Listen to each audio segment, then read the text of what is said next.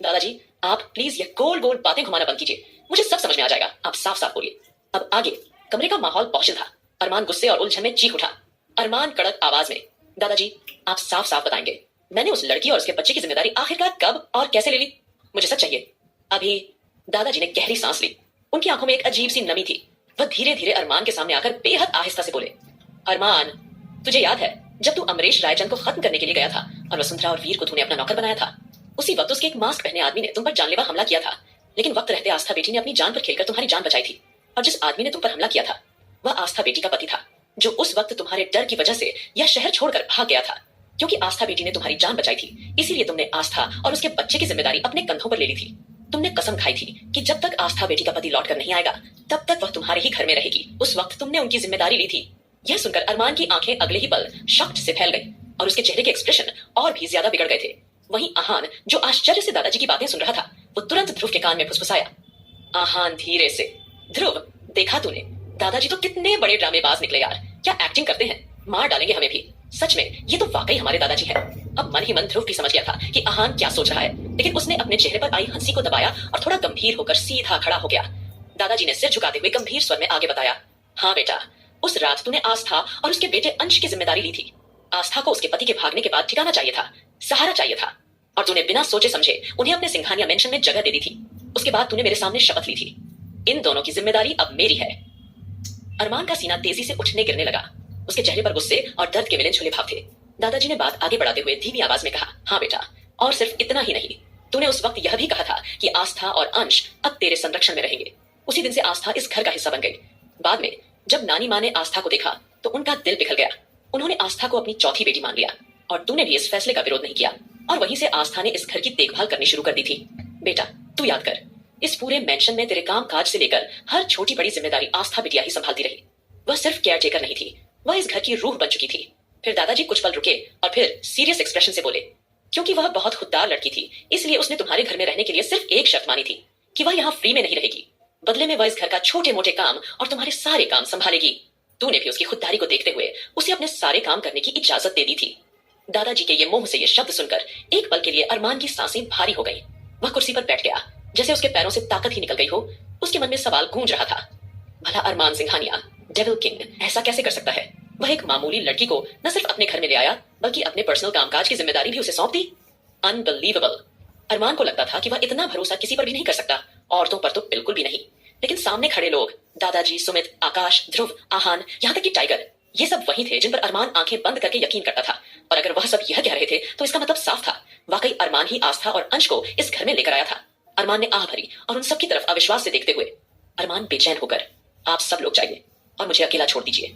तभी ध्रुव एकदम से, भाई, हम आपको अकेले तो छोड़ देंगे, लेकिन आपको बिल्कुल भी अपने दिमाग पर जोर नहीं डालना है, क्योंकि जिसने भी आपके साथ यह हरकत की है उसने इस बात का पूरा इंतजाम किया है कि अगर आप अपने दिमाग पर ज्यादा जोर डालेंगे तो इसका बहुत बुरा असर होगा।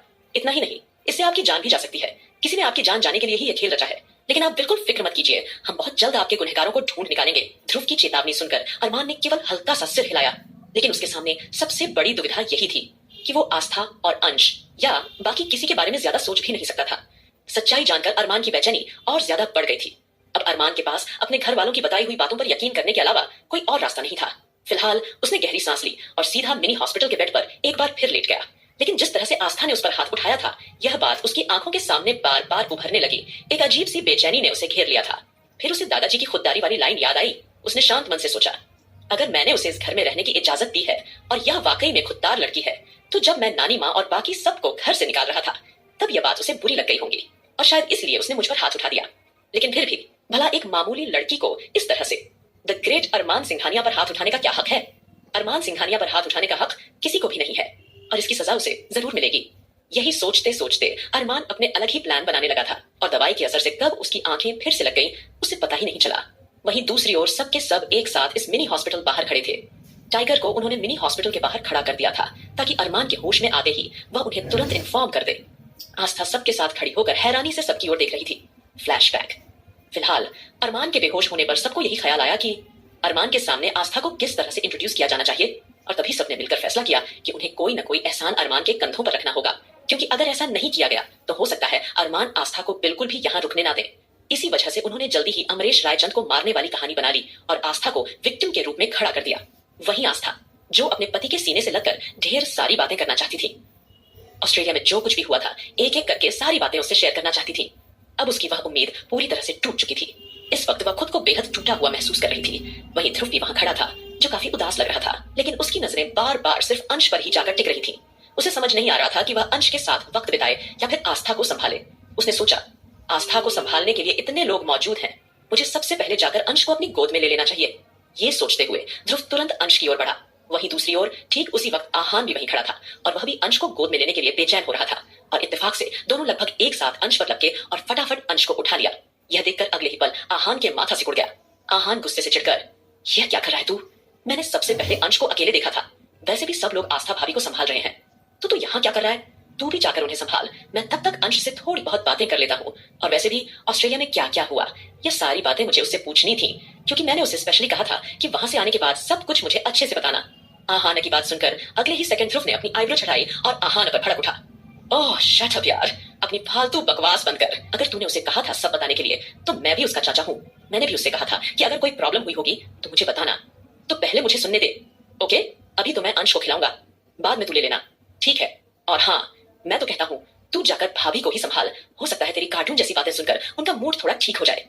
तो प्लीज अब तू मेरे मामले में मत पड़। उन दोनों की लड़ाई में बेचारा अंश अपने छोटे छोटे हाथों से सिर पकड़कर सोचने लगा, ओह गॉड, ये डेविल डैडी के चक्कर में ये दोनों डेविल चाचू, ये तो मुझे आज बक बक करके मार डालेंगे। क्या इन्हें नहीं पता कि मैं अभी छोटा बच्चा हूँ? ये इतनी तेज आवाज में चिल्लाकर बातें क्यों कर रहे हैं? इससे मेरे कानों पर असर पड़ सकता है। लेकिन नहीं, इन लोगों को तो बस आपस की पड़ी है। कोई तीसरा आए और मुझे इन दोनों से बचा ले, क्योंकि इनके झगड़े की फ्रस्ट्रेशन झेलने की हिम्मत मुझ में बिल्कुल भी नहीं है। अंश यही सोचते सोचते अचानक जोर जोर से रोने लगा। अब तक जो लोग आस्था के पास बैठे उसे तसल्ली दे रहे थे, उसका मन शांत कर रहे थे, वो सब अंश के रोने की आवाज सुनकर अगले ही पल उसकी तरफ देखने लगे। उन्होंने परेशान होकर उस ओर देखा, क्योंकि अंश को आधा ध्रुव ने पकड़ रखा था और आधा आहान ने, और दोनों अब भी अंश को लेकर आपस में खींचतानी कर रहे थे। कभी ध्रुव उसे अपनी ओर लेने के लिए खींच रहा था, तो कभी आहान उसे अपनी ओर लेने के लिए बार बार खींच रहा था। ये नजारा देखकर पल के लिए तब सब लोग दंग रह गए थे और उन्होंने एक साथ अपने सिर पर हाथ मार लिया, क्योंकि ये दोनों का झगड़ा फिर से शुरू हो गया था। तभी नानी माँ जल्दी से उन दोनों के पास चली आई। नानी माँ झुंझलाकर, अरे बिटवा, तुम दोनों का दिमाग खराब हो गया है क्या? एक तो घर में इतनी परेशानियां चल रही हैं और तुम दोनों का बचपना है कि खत्म होने का नाम ही नहीं ले रहा। लाओ अंश बेटवा हमें दो, हमने भी कब से इसके साथ बातें नहीं की हैं। थोड़ी देर हम बच्चे के साथ खेलेंगे, बातें करेंगे, तो हमें उम्मीद है कि हमारे दिल और दिमाग पर दामाद जी की याददाश्त जाने का जो गहरा असर हुआ है वो थोड़ा जरूर कम हो जाएगा। तो इसलिए अंश बेटवा को हमें दे दो। नानी माँ की बात सुनकर ध्रुव और आहान आंखें फाड़कर उनकी ओर देखते हुए ना में सिर हिलाने लगे। ध्रुव जल्दी से, बिल्कुल नहीं नानी माँ, हम लोग भी अपनी अपनी फ्रस्ट्रेशन लेकर खड़े हुए हैं। अगर आपको उससे बातें करनी है या उसके साथ टाइम स्पेंड करना है तो पहले आप लाइन लगाइए नानी माँ। देख लीजिए, अब इस मामले को लेकर किसी भी तरह की लापरवाही नहीं होगी। मैं बहुत सख्त हूँ नानी माँ, और सबसे पहले अंश से बातें मैं ही करूंगा। अब नानी माँ ने अपने सर पर हाथ मार लिया और एकदम से मुंह बनाते हुए उन्हें टोका। नानी माँ नाराज होकर, अरे बिटवा, हमें भी तो उसके साथ थोड़ी बातें करने दो ना। जब से तुम दोनों आए हो बच्चा रो ही रहा है, और अभी तो वह रो दिया तुम्हारी लड़ाई देखकर, तो तुम इसे मुझे दो, हमें इससे बातें करने दो। आस्था यह सब देख तो रही थी, लेकिन उसका दिल और दिमाग पूरी तरह अरमान के ख्यालों में डूबा हुआ था। अब नानी माँ को भी वहां जाकर अंश के लिए लड़ते देखकर आकाश, सुमित, रश्मि, वंशिका और रौनक सब वहां आ पहुंचे और आश्चर्य से यह दृश्य देखने लगे। फिर अचानक आकाश आगे बढ़ा और अंश को अपनी गोद में ले लिया। आकाश एकदम से, मुझे लगता है कि अंश के साथ मुझे थोड़ा टाइम स्पेंड करना चाहिए। वैसे भी मैं काफी परेशान हो चुका हूँ, तो थोड़ी देर उससे बातें कर लूंगा तो रिलैक्स हो जाऊंगा। लेकिन सुमित ने देर न करते हुए आकाश की गोद से अंश को झपट लिया। सुमित बहाना बनाते हुए, नहीं, मुझे लगता है कि अंश के साथ ज्यादा टाइम मुझे स्पेंड करना चाहिए। तुमने देखा नहीं किस तरह से मैं अपनी बीवी से दूर रह रहा हूँ? मैं अगर थोड़ी देर उसके साथ वक्त बिताऊंगा तो मेरा दिमाग खुद ब खुद शांत हो जाएगा। तभी राधिका और वंशिका ने एक दूसरे को चुपके से देखा और फटाफट सुमित की गोद से अंश को छीन लिया। राधिका एक्साइटेड होते हुए, देखो आप सब लोग चाहे जो करें, लेकिन सबसे ज्यादा बातें हम ही करेंगे, क्योंकि सबसे ज्यादा दिल हमारा दुखा है, सबसे ज्यादा परेशान हम हुए हैं, और अब हमारा एक लौता सहारा यही है। अब हम अंश से ढेर सारी बातें करेंगे, है ना अंश?